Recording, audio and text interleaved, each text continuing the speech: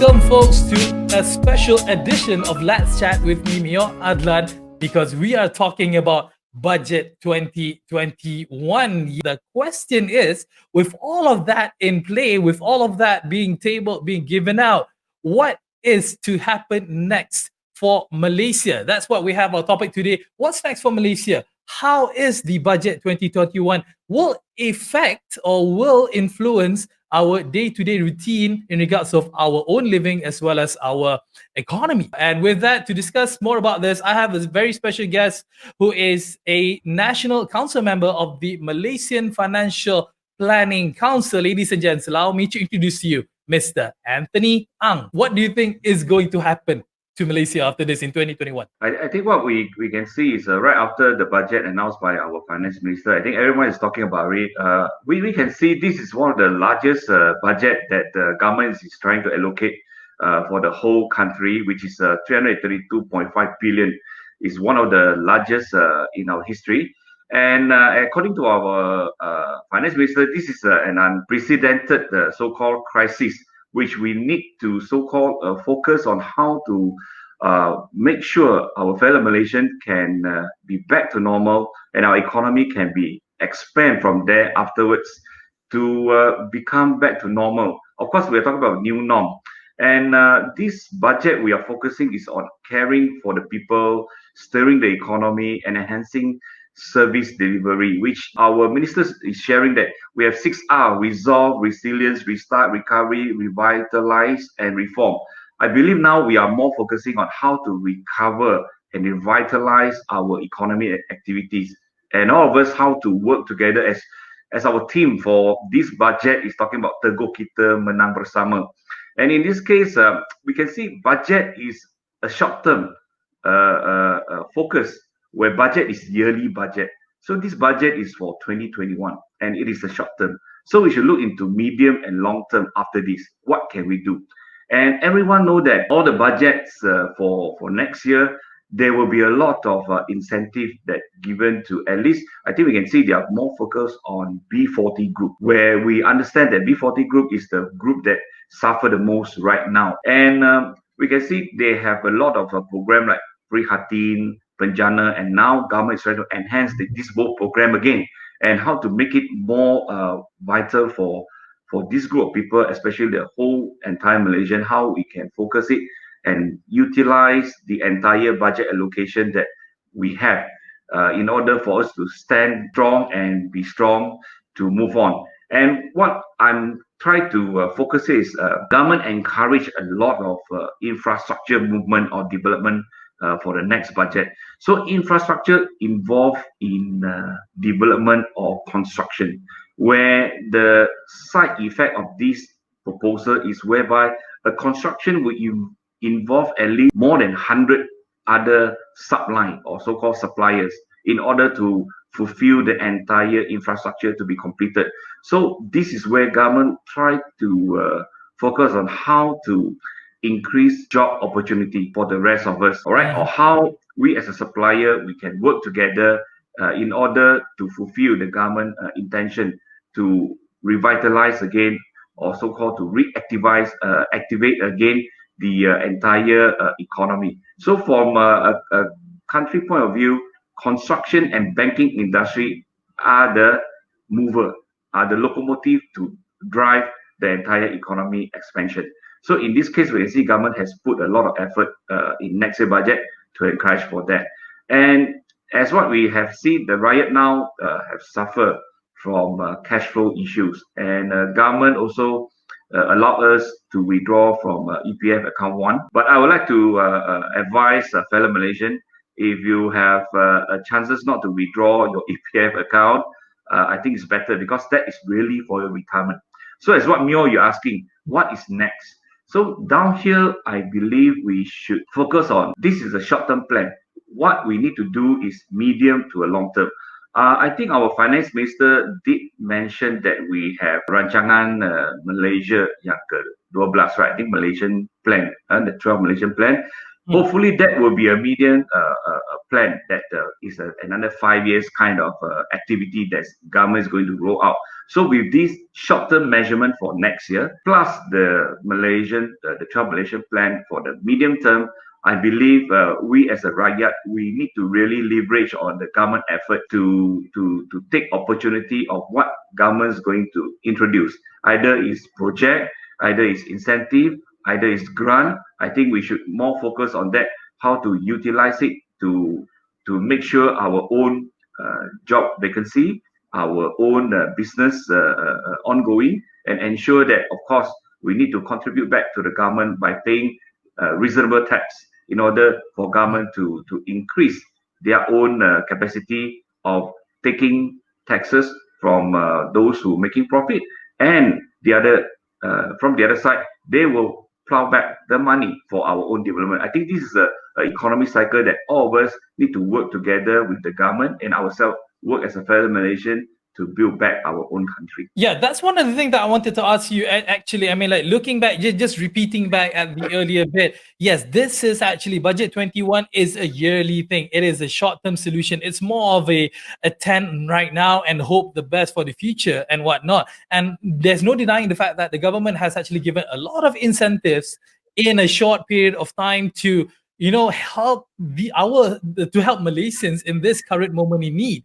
But don't you think so that with giving out too much, then it would definitely impact us in the long run? Or there's no two ways about it. You have to help the rakyat now. You have to give what the rakyat needs right now, because we, the rakyat, are the ones who are contributing to the economy. What do you think? Okay, Meor, I think this is not only fellow Malaysians who suffer. I believe globally, every one of us are suffering from this COVID-19.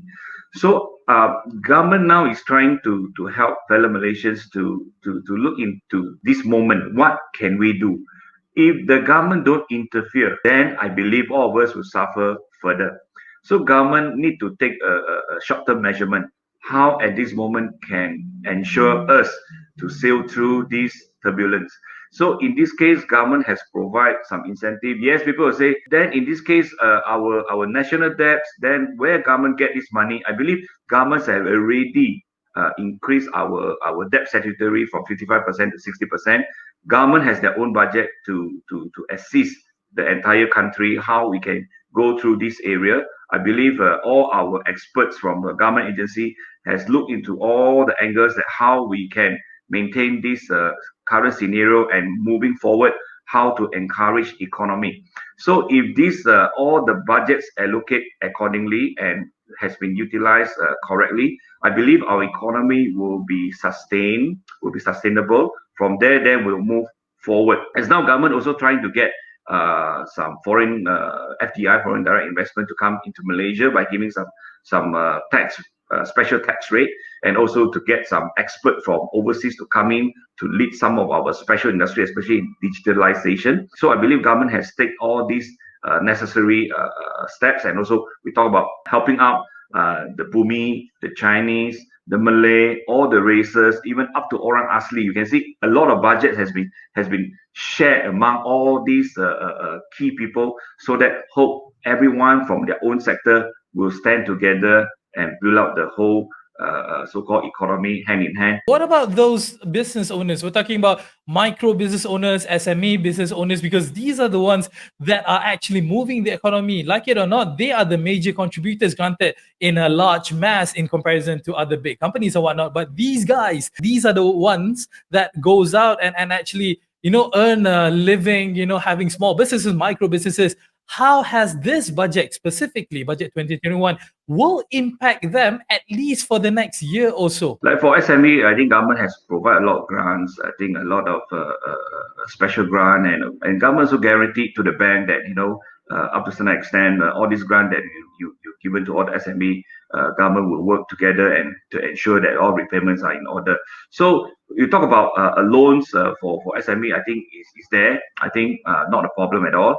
And government also encourage SME to employ local people, right? Local people means that people that now has been retrenched or people that have been out of job. So government has given some incentive. If you do employ these people, I will do you some favor by giving back some so-called incentive for you. So I think this is where within the next 6 months or next 1 year, I think SME will have save some cost, the cost of so-called employment, whereby government has working with Peso to give you some incentive and returns.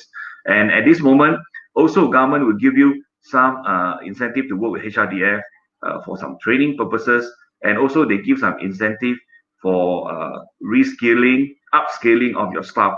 I believe government has doing quite a number of initiative, and this is all depends on how we can look from positive side by using all these.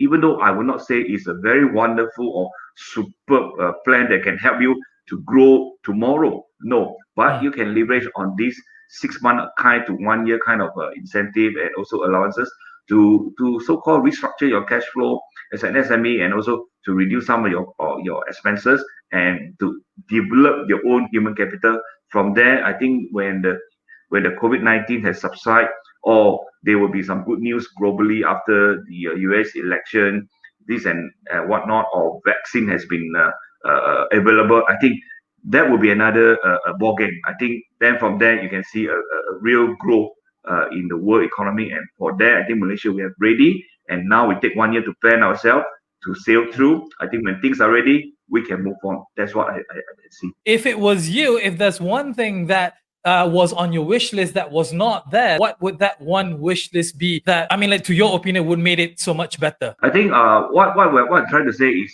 maybe there will be a more overall kind of budget allocation for, maybe you can see the M20 people are in the middle. They are not the B40, they are not the top 20. So I believe the M20 people also need to be so-called given some allowances by helping out this group of people to secure their job in so-called in a much more better manners.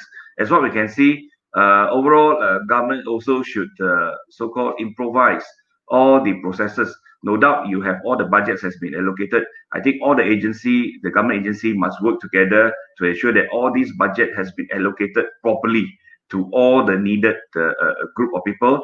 And also, Rakyat Malaysia, you must always remember that to work out your own budget, to work out your own personal budget, to do a proper financial planning for your own self, because government incentive and allocation is very short term, 3 months, 6 months, or maybe up to 1 year. But then after that, how are you going to manage your money? You might have a lot of bantuan, like for example, you have bantuan Prihatin Rakyat, program jaringan Prihatin, bantuan pembayaran bersasar, KWSP allow you to withdraw money from iListari or even from account one now, and then you have scheme insurance pekerja. That maybe from there you can have some, as what we have seen yesterday, people can say from all these allocation, maybe instantly or throughout the period, you have extra cash of 10,000, within 10,000 to 15,000. But what are you going to do with this 10,000 and 15,000 extra cash or saving or allocation by government?